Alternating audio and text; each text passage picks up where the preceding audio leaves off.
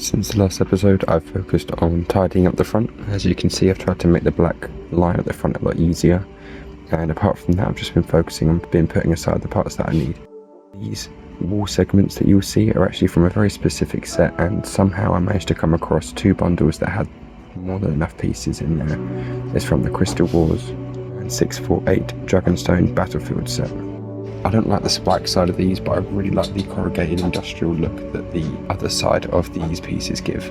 As you can see on the screen, I'm trying my best here to figure out how I want to be able to do it. I want to incorporate bronzy brown colouring in between them, but I didn't have enough of these pieces to make it work. I then decided that before I work on the walls, I need to try and figure out how I'm going to be able to make this reality. And best practice, as I've seen from Brickman 107's videos, is to try and make things come apart easily. And where I've got the internals of the hangar to work on, I'm not doing it too detailed. I'm going to need to be able to try and make it so that the actual hangar can come off easily.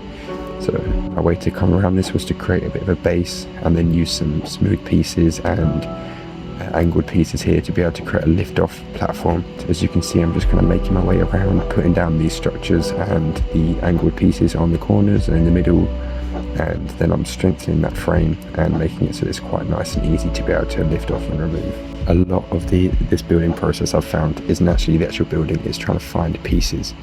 And you can see from some of my other videos that my figures are in a really organised state, but the actual pieces themselves I haven't done yet, and so I probably should have done this before doing the diorama, but there's just a lot of looking, opening bags, trying to find little pieces, big pieces, and making sure that I've got enough to be able to do the whole build, not just little pieces of it.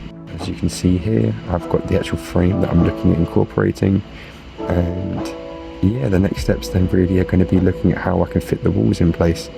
And one thing that I kind of overlooked was how I'm going to attach the walls with those spikes to this. Just to give you a bit of an idea, you can see here those wall pieces in place. Anyway, I'll figure that out in the next one. Thank you.